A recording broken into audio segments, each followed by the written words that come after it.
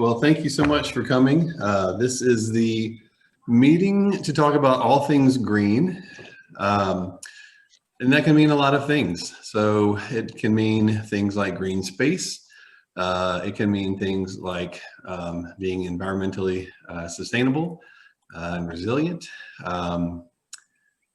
So pretty much anything goes in these meetings. I'm Brian Wright. I'm the principal of Town Planning and Urban Design Collaborative, and I'm leading a team of consultants to help you all figure out where you want to go in the future. What is we're writing the story of the future of Spartanburg together, and you guys are the co-authors with us, and we're really, in a lot of ways, our role is to just help extract the information from you that help you use the words of planners so that the ideas and vision for the future can be turned into actionable items that the city can go take and influence how you grow in the future. So I want to go through quickly and do some introductions, and we'll jump right in. We'll start off with Chris Story. I'm just going to say hello and thank you for your time. And you want me to introduce the rest of the city team I see on the call, or do you? Sure. Yeah. Okay. I know Martin Livingston, our community development directors at the CC Woodson link. I see Natalia Rosario in planning. I see Christopher George in communications. I see Kim Moultrie, who heads up parks. And my list is moving around here. But anyway, we've got several members of the city team, and we thank you for your time and appreciate your participation. We need it. And speak candidly. Thank you. Yes, don't hold back, for sure. And so interesting. What a headshot there from Natalia. That's either she's sitting really still in her car or. All right. So how about Kim? You introduce yourself. Say what made you come to the meeting today. Oh, hello everyone. I'm Kim Moultrie, the Director of Parks, Recreation, and Special Events. And so we are anxious here in our office to hear what the community has to say and look forward to having a very good, candid dialogue about parks and recreation.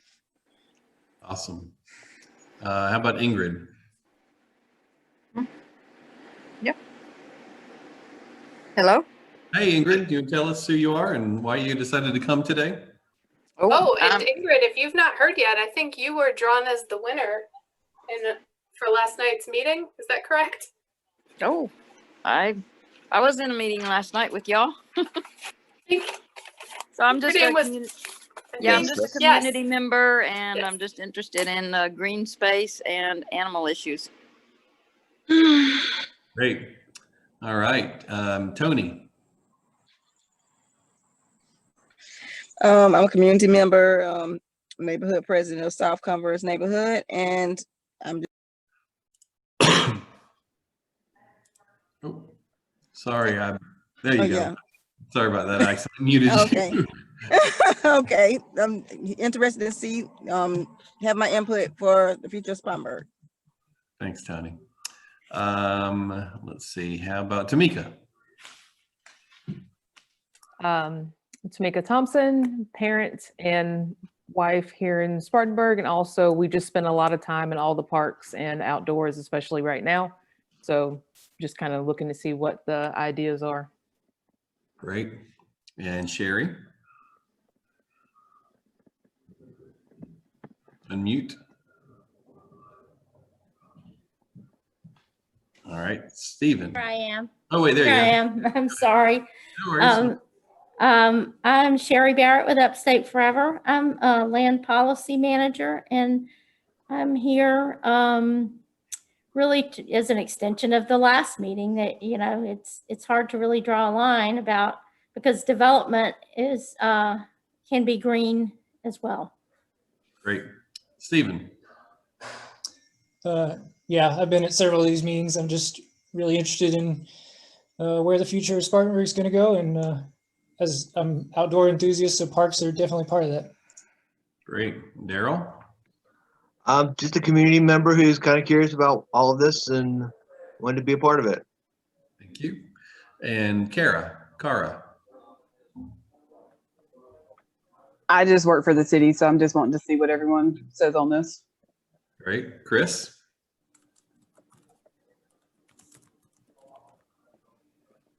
Well, which Chris? Chris Johnson. I work for the city also, and am here just to learn and hear what's going on. Great. And then I have also with me from my team, I have Becky Timmons, who's the project manager. I have Chauncey Lundy is our equity specialist regarding planning. I have Meg Nealon is a planner, and Jara Smith is working with Matt on the analytical side of the project, and Jessica Beekler is a planner in our office as well. I think that's everybody on my team that's here. So yeah, so we'll just jump right in. How's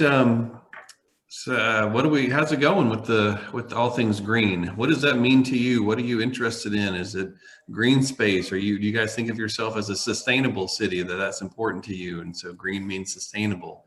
Obviously, as Tamika said, these days parks and open space are maybe more important than ever before, to give you a place to go get outside and be around people, but be far enough away to be safe. Tell us about all things green in Spartanburg.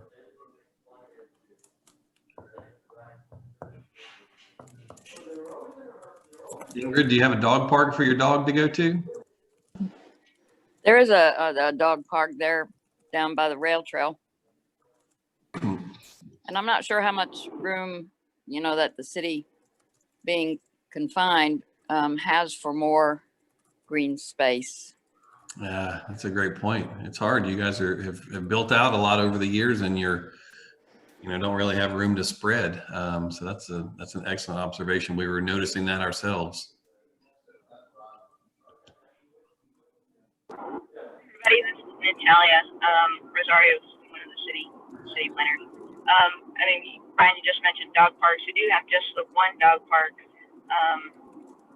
And I don't know, I think we would benefit from having more maybe interspersed throughout the city. I'm sure we can have some human park improvements as well, but just as someone who only has a dog and other things to take care of, more bigger dog parks would be great. Great. Daryl, what do you think?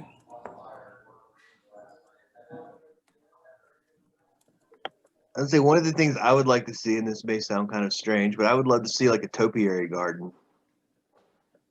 Nice. What would the topiary be shaped like? I don't know. What is the Spartanburg appropriate topiary? What does that look like? That's kind of an interesting thing to think about. I don't know. The Beacon Lighthouse? I don't know. Have you seen a topiary garden somewhere else that you really like? No, not really. I just like topiaries, and I think they're really kind of cool. And like places like Disney and Biltmore House have them. I think it would be something unique and different for Spartanburg. Yeah, that's true. Public art that grows. Yeah. Cool.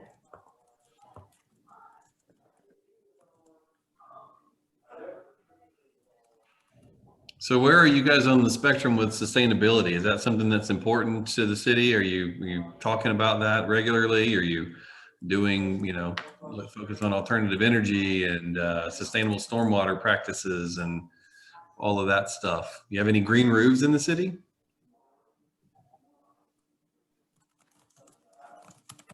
Anybody know? I wish. I don't know that we do, but that would be nice to see or at least be able to visit. I've seen them in a few places that we've been, but I don't know of any here.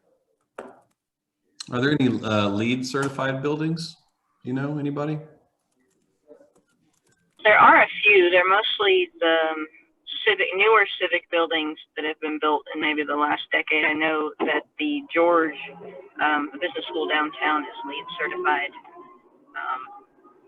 And I think the Mary Black Foundation's building is as well. Great. Thanks. Go, Christopher. QS1 is also LEED certified. Okay, that's good.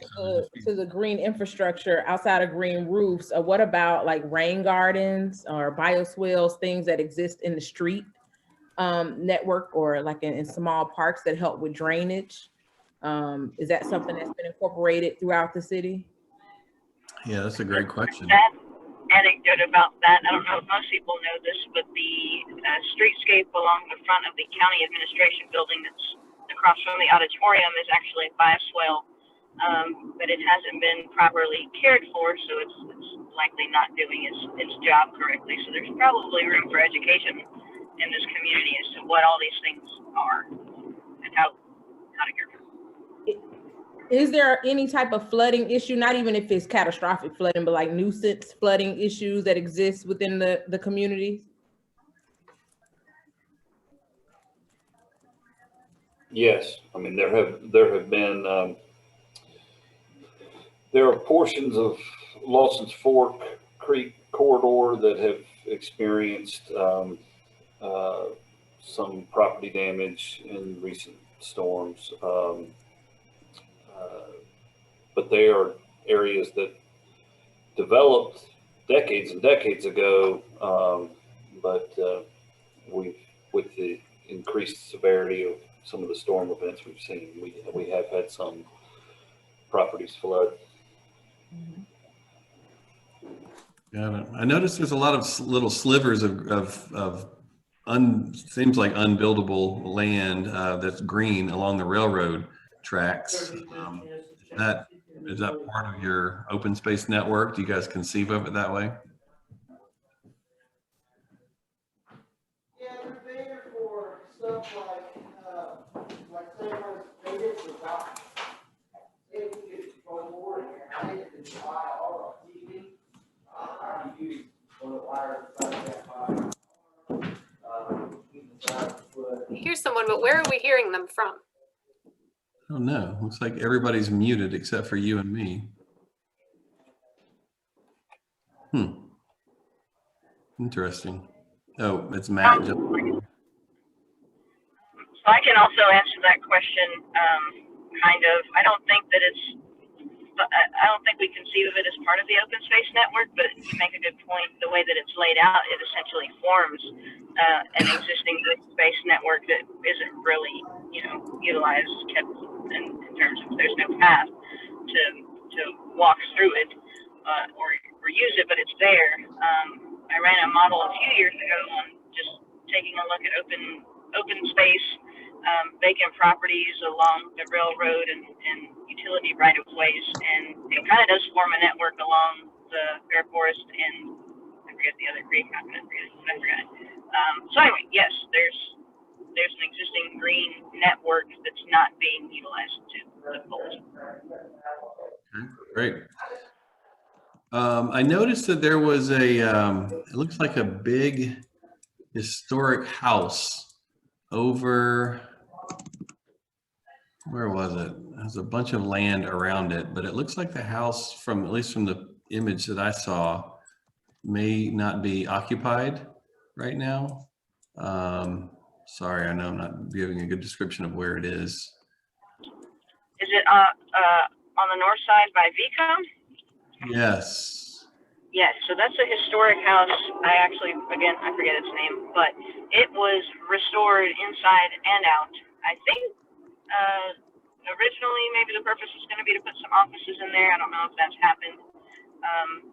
But it's been moved around a couple times, and there was actually a duplicate house. I don't know if Brad Steineke is on here, but he would definitely have all those details. There was a duplicate house that's gone now. But yeah, that's a great example of kind of. Oh, there it is on intersection of North Church Street.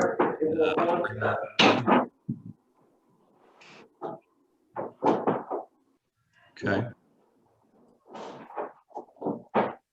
What else do we need to know about the Green Network, Sherry? Let's see. I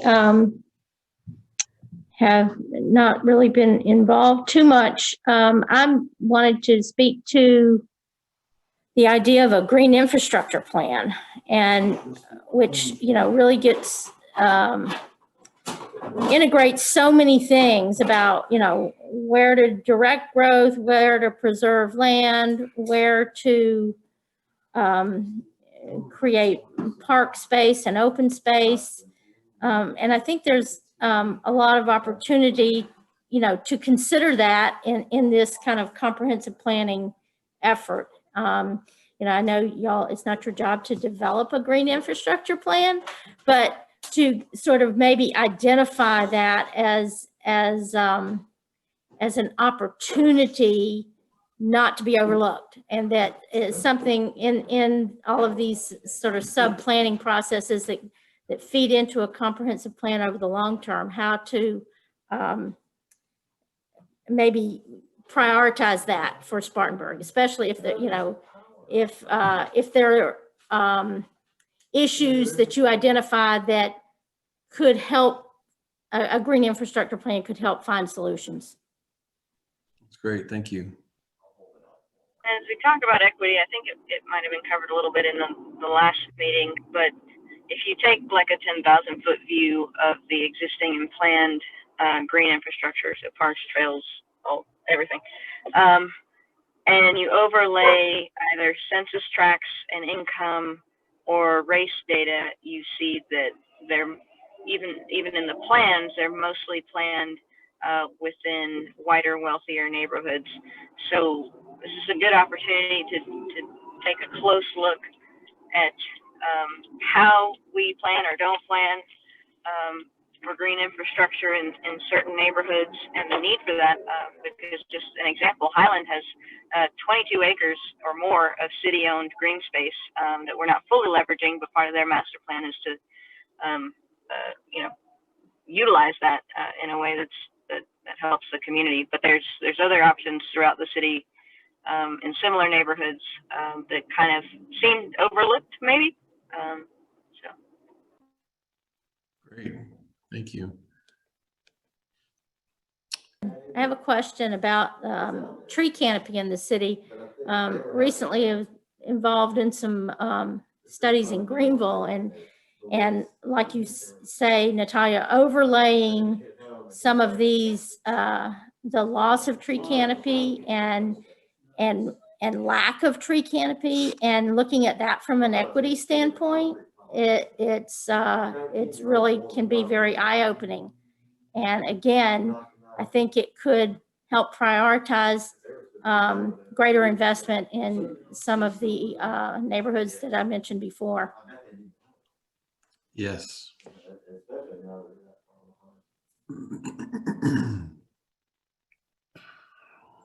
So Kim, any thoughts that any information you can share with us to give us a better picture of, from the park's perspective, of needs that you have, or you know, just anything that you think might be helpful for us to know?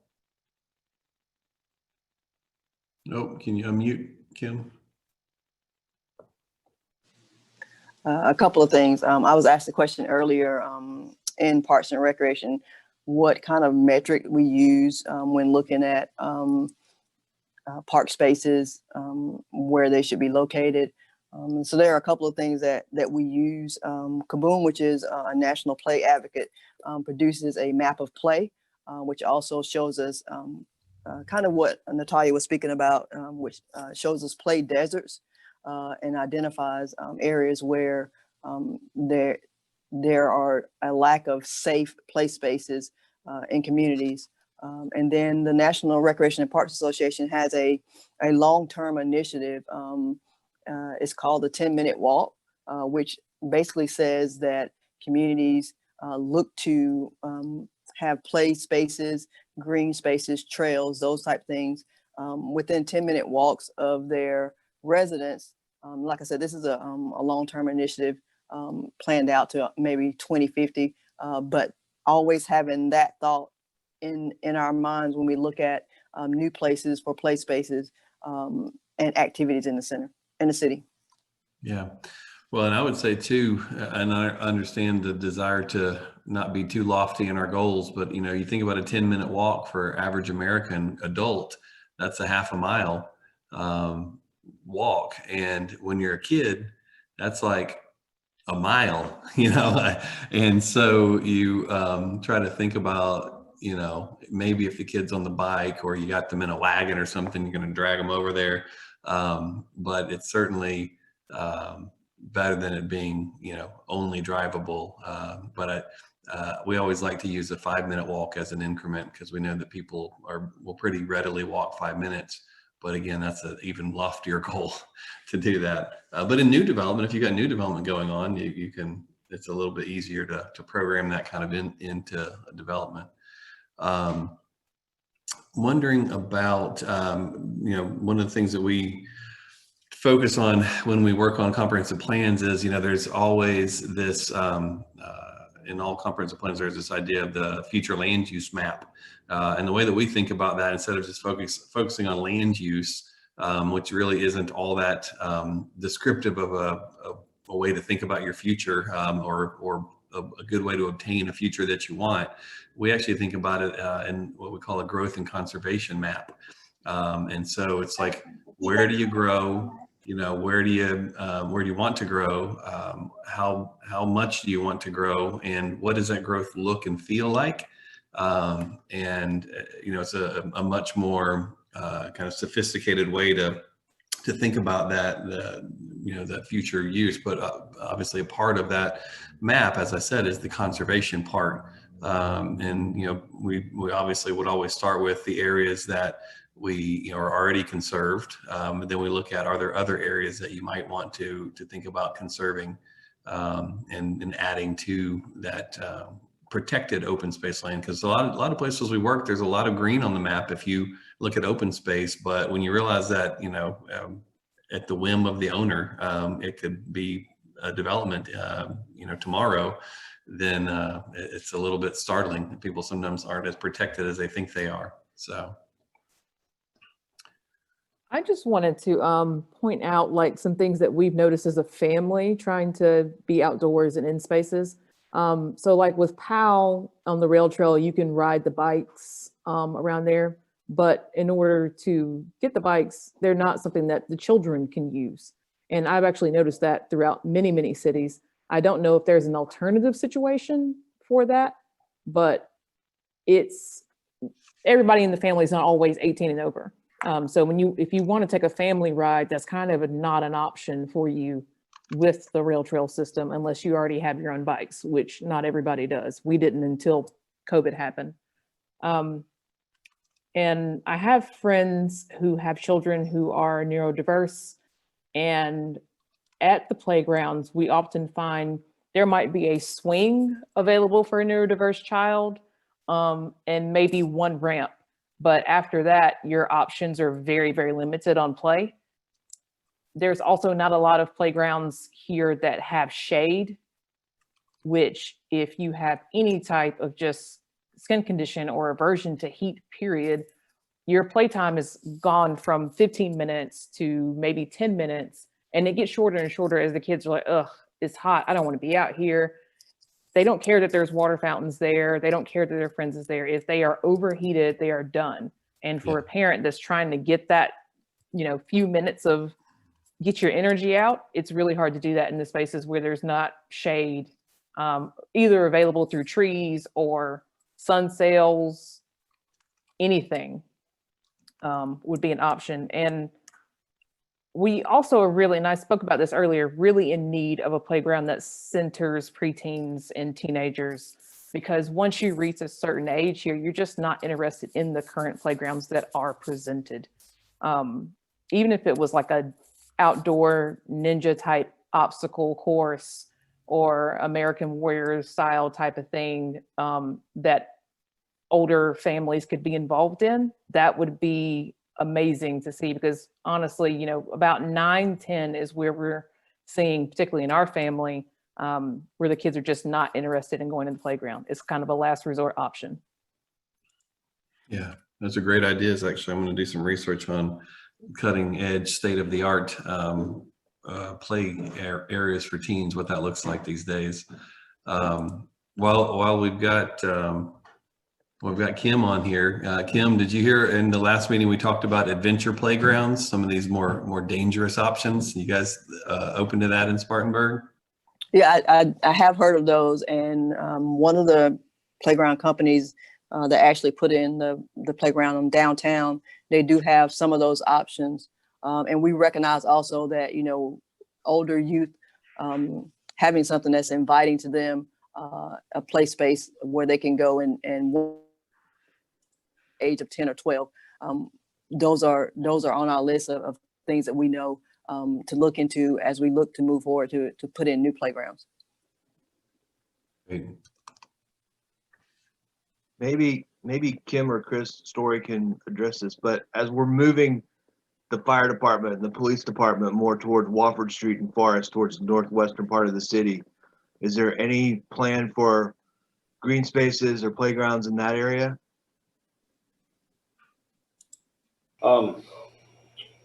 We do across the street from the fire department is I'm not sure they've settled on the final name, but I believe it's going to be called the Robert Smalls development, which is the development that will replace it's a multifamily townhome project, new construction that will replace the Norris Ridge development in Highland. And that project plan includes play spaces, 2 playgrounds, I believe, that will be scaled to serve the residents of that development. But we do need to look at the recreational amenities in all areas of the city, and that's one that certainly needs some attention. I know there's the big empty lot right across from where the fire department's going, right there on Forest Street, and Yeah, that's part of the area that will be developed in the project. I wanted to echo Tamika's comment about shade in play areas for children and some creative solutions with sun shade sails and those sorts of things. And also to maximize some of the space that's available, including for populations that are relatively new to the area, like Latinx populations, looking at something compact like futsal courts that are appropriate for ages 6 to older, with compact closed areas for soccer, since there's such limited recreational space close to the city for things that take more space.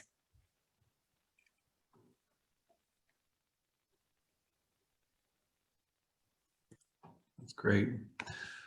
I think that it's so interesting when we start thinking about, all this unique and specific needs that people have in the city, and you just, unless you are or know somebody who has those needs, it wouldn't even occur to you. And that's one of the things that's nice about it. Obviously, in Tamika, the example she gave, somebody has a sun sensitivity, but at the end of the day, we all do too, even, a kid who doesn't have a sensitivity, a medical condition, they're going to play more if they have shade and can get out there. And so these are all these kind of win-win solutions. But in a case like this, you may say, the kids, they'll get over it. They'll be a little hot, but it'll be okay. But when you have this, extra level of thought about meeting everyone's needs and a little extra sensitivity to it, then it actually makes it better for everybody, which is kind of a cool way to think about it. Laura, did you have anything any thoughts you wanted to add? I would love to think about the growth as an opportunity to highlight some innovative work in green walls, green roofs. We have a lot of flat roof space, and seeing that put to use, absorbing heat and water seems like something at least worth highlighting if it can happen through grant work or in some other way, to be able to think about our growth as not incompatible with some environmental benefits. Yeah, that's a great idea. And, green roofs are super cool, you know, when you see photographs of them, and unfortunately you don't often get to see them because they're up on the roof. You don't see them from the ground, but in photographs, it's like, it looks really cool and like a great idea, and they are. What people often don't realize is the cost that's associated with doing them, the additional development cost. And so, you know, developers in many cases would like to do them, but they you know, it doesn't work out financially for them to do so. And a lot of times the reason that is because some cities, and we need to look into more, you know, kind of how your stormwater regulations work, but they say, yeah, you can do a green roof if you want, but you still got to do all the normal infrastructure too. And so the green roof, instead of becoming part of the strategy, just becomes a redundancy and it just a cost. And so the way that, you know, places that really have a lot of green roofs accomplish that is when it's as, you know, equal an option to do for your part of your stormwater system as, you know, putting big concrete pipes in the ground. And so we need to look through if those are the types of sustainable solutions that you know, the city wants to foster. We need to make sure that there's nothing in the ordinances or regulations that gets in the way of making that easy and or affordable for developers to do it. I brought this up in an earlier meeting, but I just found the name of the place here. So the place that I was speaking of in an earlier meeting that has a massive playground and different connected activities is called the Gathering Place. It's in Tulsa, Oklahoma. They have like 48 paddle boats and kayaks, and there's 5 sports courts. There's 2-story fireplaces. It's a massive playground. I can't even tell you how big the playground is. Like it's like a stadium-sized playground that adults and children can both get on and be a part of. And it's also something that your children can navigate without you having to be hovering over them. We also saw a lot of teenagers out there. We saw a lot of elderly people out there in that same space using it to exercise on. They have like a small, like little food court area, which, you know, here in Spartanburg could be something like food trucks that just routinely come to that space. So people would have somewhere to eat and go. And there was another venue we went to, I think this one was actually in Vegas, where there was a food, like restaurant style plaza built around a playground. So the parents could go and eat, the kids could play freely, but it was directly in the middle. So there was line of sight throughout the entire time. Wow.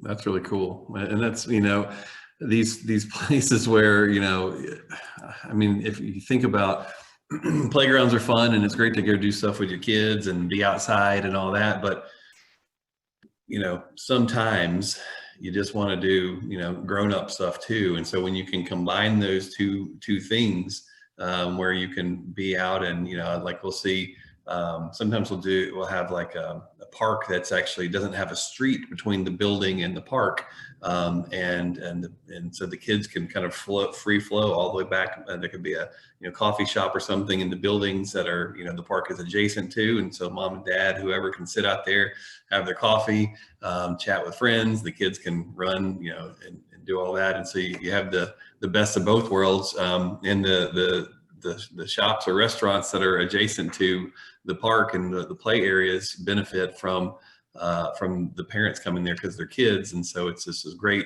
sort of symbiotic relationship that can happen. The one thing that we have found that sometimes is a little bit incompatible are splash pads, because a lot of times the store owners don't want the soggy kids running in and out of the store to go find their parents. So I also don't know if we have a slew of them currently, but sensory paths would be ideal for, there's groups of families here that play with their kids and other families. It's like a forest group. They take their kids out into the woods, and they just freely play without any parental interruption. Currently, because there's not a lot of safe and expansive green spaces where people aren't like walking or either biking, these people are taking their children to like some of the waterways that are not particularly safe to have small people in. and playing there with other families. And that's been happening for about 2 years or so. So there's a place over at Michelin, the Arboretum, that we were originally going and meeting in these play spots. But that, I forget why that became an issue, but there's a need for natural playgrounds in Spartanburg for those families in particular. Great. I love that. Working off of Tamika's comments, I dropped a pin in the map in Biscayne Bay in Miami, where I'm originally from. There's this huge park along the beach called the North Shore Open Space Park. Yeah. And we would go there all the time as a kid. And honestly, we have a couple of facilities in the city that are somewhat similar, but some of their characteristics that I think are key are missing. There's a lot of undergrowth in South Carolina, a lot of invasive species that have like taken over and made the forest almost impossible to navigate. So at North Shore, you could pretty much walk through a space that's probably the width of all of the property between Union and Pine Street. So like we have the rail trail, and that's a relatively thin slice.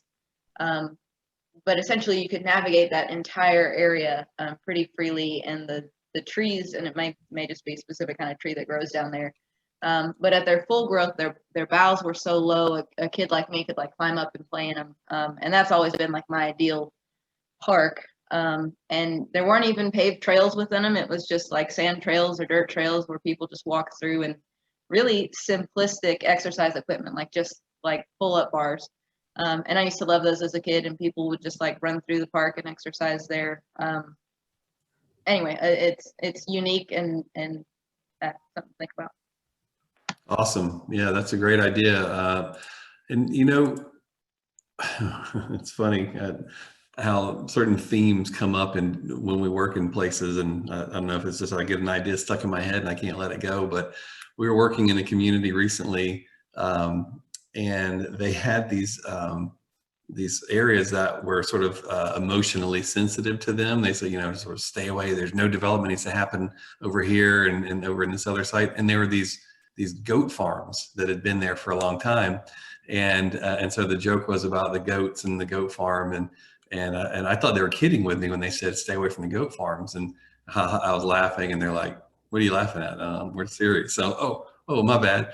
And so I remember in the closing presentation, I was pointing out kind of the things that we had heard and the inspiration we had gotten directly from them, and had a picture on the screen of this goat farmer with his little herd of goats. And then the next picture was, hey, you guys know how you always are talking about, you know, wanting to be more sustainable and more green, and you have, you know, kudzu or whatever all over the place. Let's get your goats from the goat farm and have the goats go clear the underbrush for you. And then now you have a win-win solution. You have a little bit of extra money in the goat farmer's pockets, and you've got the underbrush cleared in a sustainable way. And so it's a great story too. It's, you know, once the USA Today wants to come feature you and you're in the city goat herd, you could have a city, is someone who tends to goats a shepherd, or is that only for sheep? Goat herd, city goat herd. I don't know. We'll have to Google that. So you make a good point there, and I'll make another point and link it back to equity, as I generally do. Commerce Heights, one of the wealthier and I guess considered nicer neighborhoods in the city, their neighborhood association can afford to kind of host a goat kudzu eating program. I'm not sure the details of it, but they kind of take it on themselves. It's not a city thing. So, I mean, obviously not a whole lot of other neighborhoods can pay a farmer to bring their goats and let them roam around and eat their kudzu. But if we could find a way to make that more available, then that's kind of the infrastructure is already there. Yeah, so you already have, that's great. So Kim, that'll be part of in the Parks Department budget. You'll have your goat herder, and that'll, you know, it'll cut down your costs on equipment and, you know, manpower. It'll be a huge savings, and it'll bring national notoriety to the city. So you'll have economic development. You'll get, you know, Amazon HQ3 will come there. It'll be all around, all because of these goats. Is it possible that we could do some zip lines in some of the areas in the city? I've seen them done other places. I wasn't sure if there was a hesitation or just not the funding, or, but I was thinking that that might be a key for some of these preteens and teenagers to be more interested in playing in the parks. We've seen quite a few long lines in other cities that we visited for those types of attractions. And also if there was a way to bring and bridge art within the playgrounds, a massive chalk wall or something to that effect. I mean, it'd be something chalk doesn't cost that much to be something happy to supply, but just having a way to bridge those two things, because not all kids are really interested in running around or playing, or some kids are just more creative minded and they need a space that's not their parents' wall. Oh my gosh, I've got it. You've got Daryl's topiary concept, goes in the park, and it can be fun, fanciful animals, and you can have a little shed on the side that has gardening tools like little trimmers and stuff, and you can DIY topiary. My mom loves that idea. In the park. There you go. She said yes. Yes. Yes, I see somebody's got their hand up at CC Woodson. Yes, we have a question by Ann Fricks. Hey, Ann.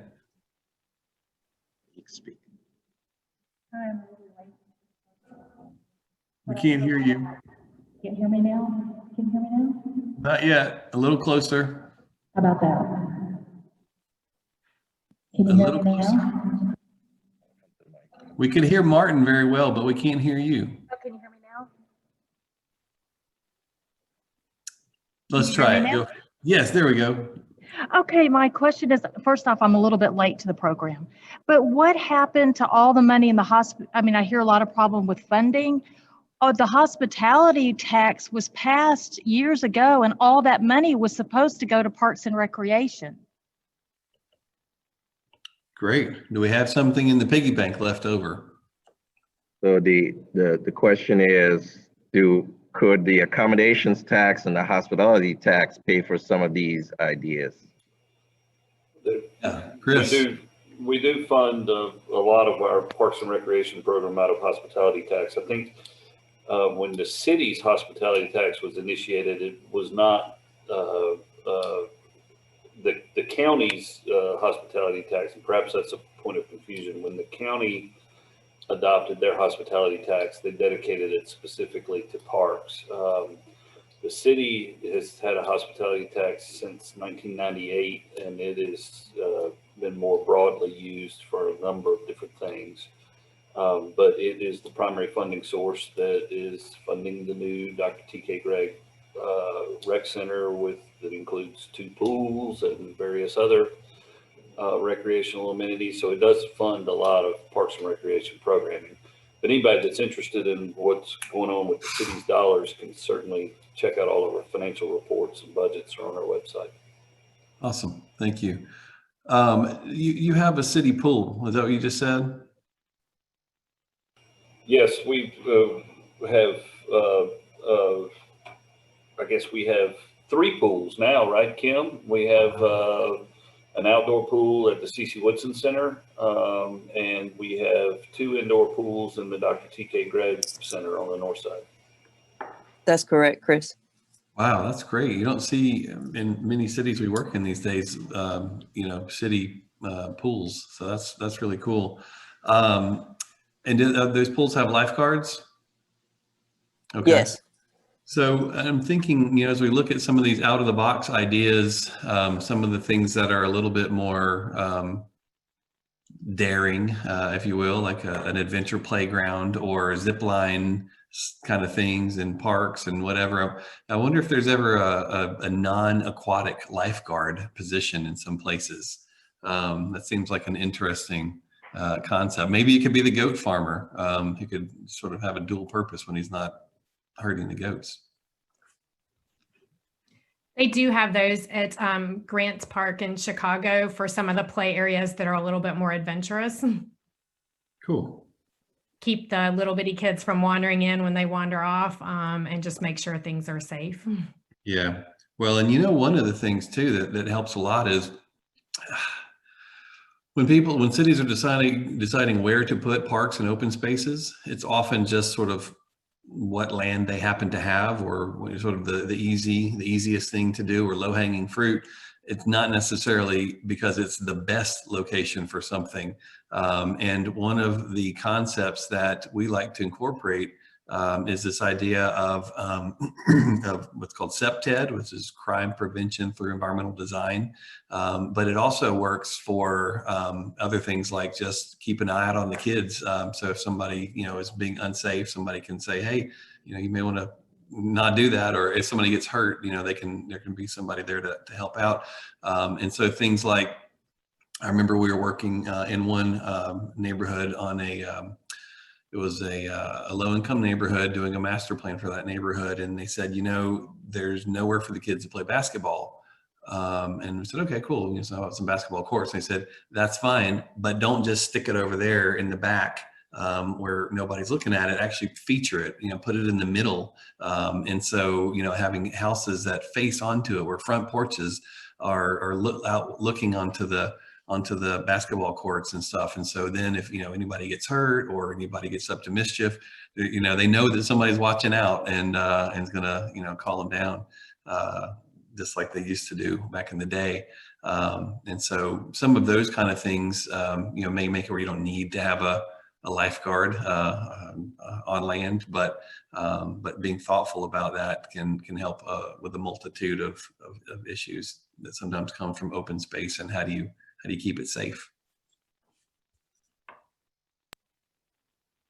Something that just occurred to me is that we do have some parks in the city that are underutilized for different reasons, like their location in relation to the neighborhoods that they're attached to isn't really advantageous to the way that we live in neighborhoods now. So like South Irwin Park, just south of Hampton Heights, is a large, just kind of open property. There's some fences for, I guess, old baseball games or something, but there's not much going on there. And I guess there's one in Beaumont as well, but those could be opportunities for repurposing or other things that can happen there. Sorry. Great. Thanks. Melissa, did you have anything to add?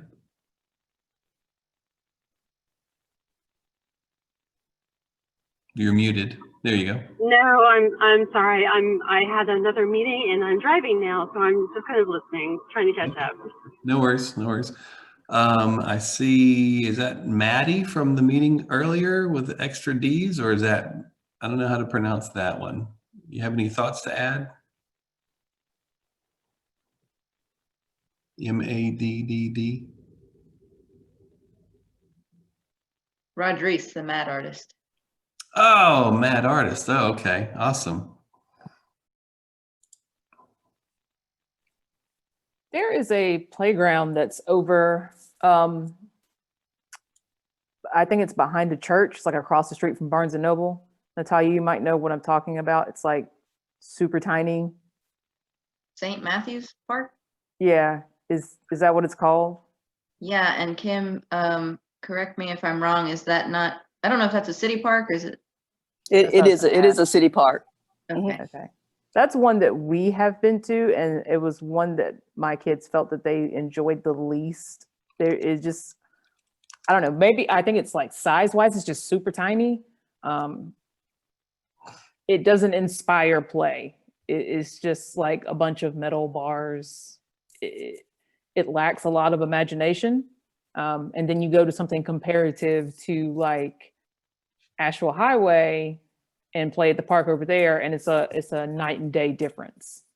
I also don't know like if the city has anything to do particularly with that neighborhood park at Happy Hollow, because they're really funny about who can play over there and who cannot. And I thought it was like a park that was open for everyone, but they have a tendency to attempt to call the police or make it uncomfortable for you to be in that space. So I didn't know if that was a city park or if that's just like a neighborhood only park.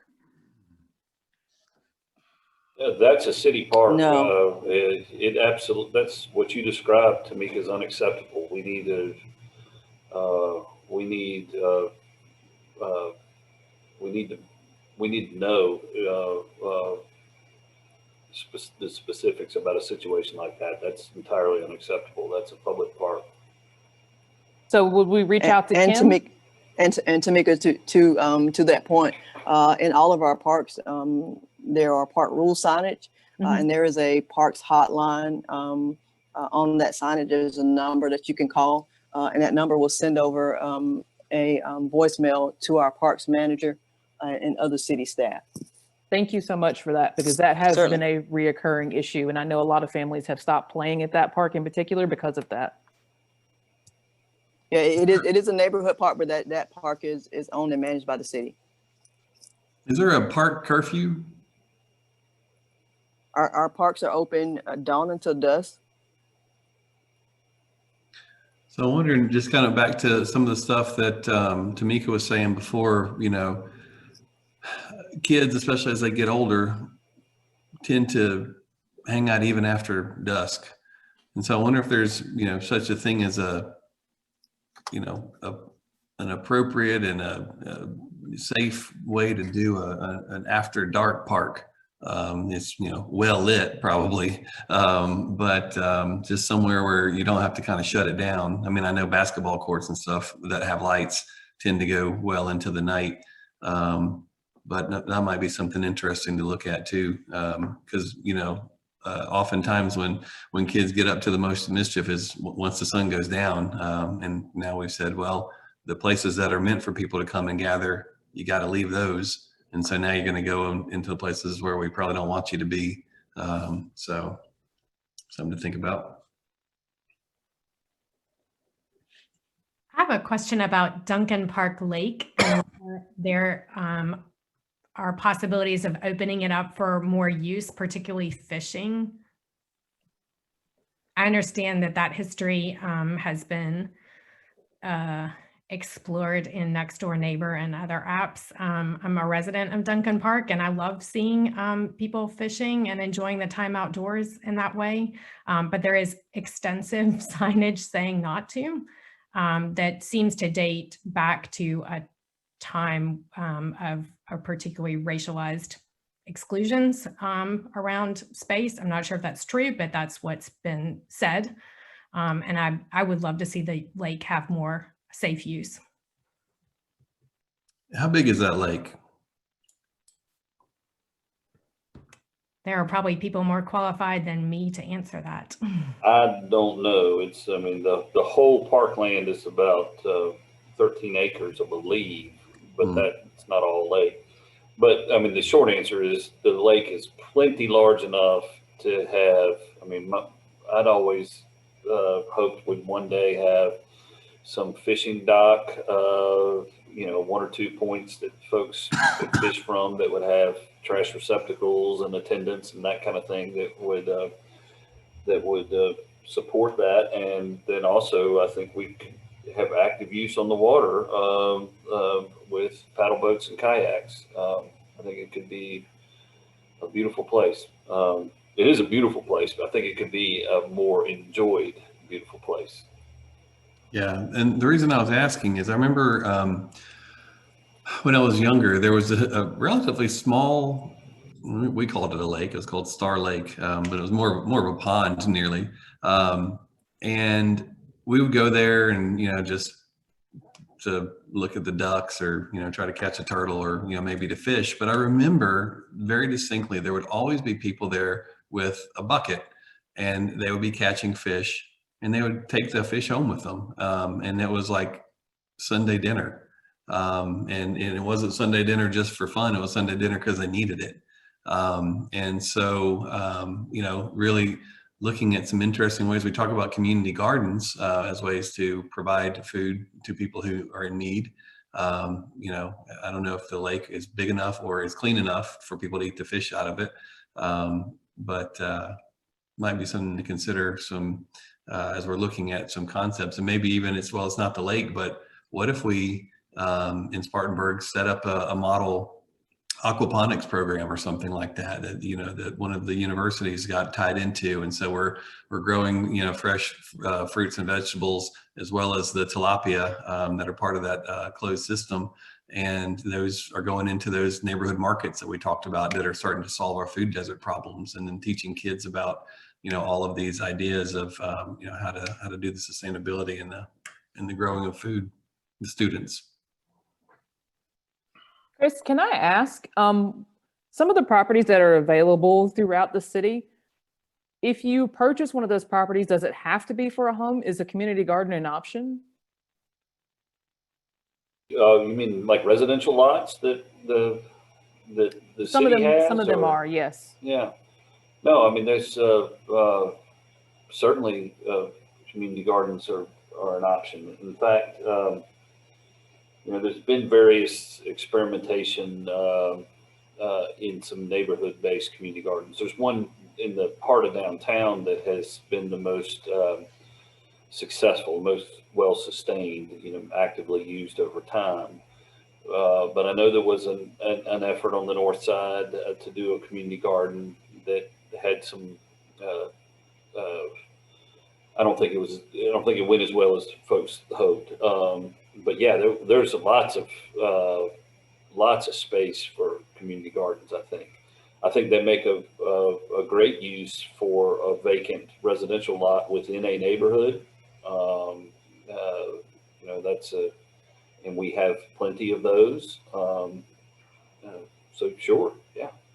Yeah, and I see a lot of times people say, "Oh, we tried to do a community garden and it didn't work," kind of like you just said, Chris. And it's funny how those things go. They're very, very cyclical. It just depends on who's into it that year. But the good news about a failed community garden is that you just till it up and try again next year. And so it's not a big loss if it doesn't thrive in the way that you hoped it would. And then at some point, somebody comes along who really gets into it, and now it's this huge, lush, oasis of agriculture in the neighborhood.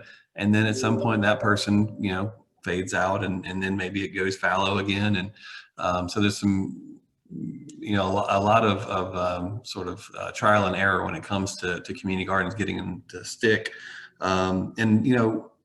The idea of, we see a lot of times urban agriculture and really doing edible landscapes. I remember one time I was in some city, may have been in Rome, even in Italy, and I was walking down a street and I realized that all the street trees had these gigantic lemons on them. There were lemon trees, and you could just literally go pick one and eat, if you want to just eat a lemon, but you're not going to get scurvy then, at least for sure, because you've got your vitamin C. But having edible landscapes in your parks and in your streets and all your plantings and then some cities, as I mentioned earlier, kind of joking around but halfway serious about the city goat herder. They have a city urban farmer, and it's somebody whose job is to tend the crops and to help the community members who want to volunteer and be part of that as well. But there's a lot of really cool and innovative things that you can do that don't really cost much money to try it out and see if it works. So.